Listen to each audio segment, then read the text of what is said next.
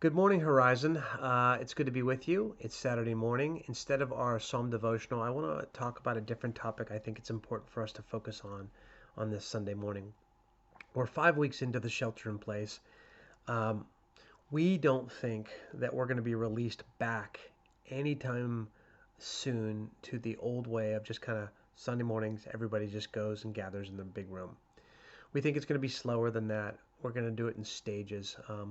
So we think we probably have to think about church and worship a little differently, perhaps for the next 3 weeks, 3 months, or longer.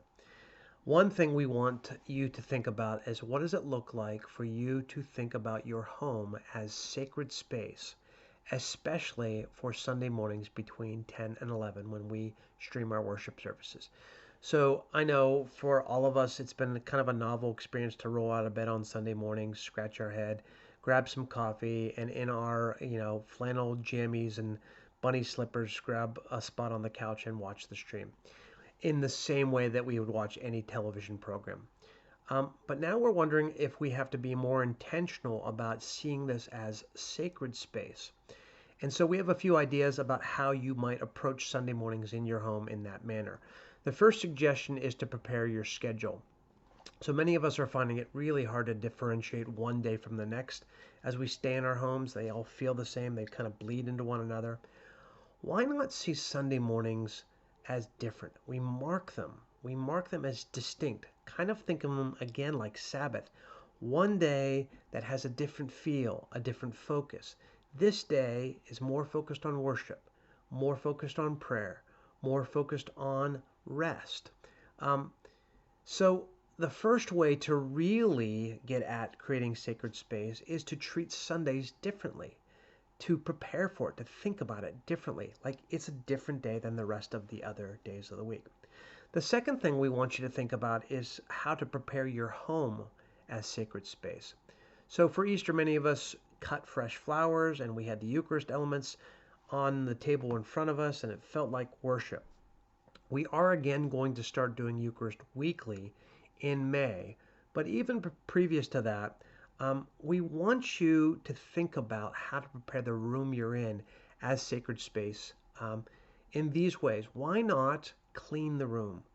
Why not remove any distractions, dishes, books, newspapers? Uh, think about it as worship space. For some of you, outdoor space in your homes might be even better. Either way, whatever environment helps you to worship, think about how to prepare that environment so your heart leans into worship. The third idea is to prepare your heart for worship. You may not know this, but our stream actually begins 30 minutes earlier. It starts with a counter. We're going to do it again this week. That counter says, hey, we're going to live stream in 30 minutes.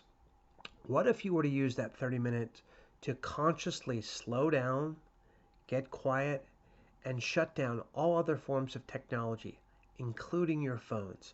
For that 30 minutes, you begin to prepare your heart. It used to be that people came to church a few minutes early just to sit quietly and reflectively and be ready for what was about to happen. Um, what if you were to approach this in the same way in your home? You took that same 30 minutes to make sure everything was ready, and then you sit quietly and reflectively without distractions so that you're not at the last second making sure everything works and you're running around. No, we prepare, we make sure everything works, we sit down and we take a few minutes just to rest and be quiet so that we can fully enter in. Now, these are our ideas. I think perhaps you might have some ideas that are helping you in this time. We want you to share them with us so that we can share them with the whole church, because all of us need to learn, whether 3 weeks or 3 months, what does it look like to really enter fully and intentionally into sacred space to worship together, even when we can't be in the same room.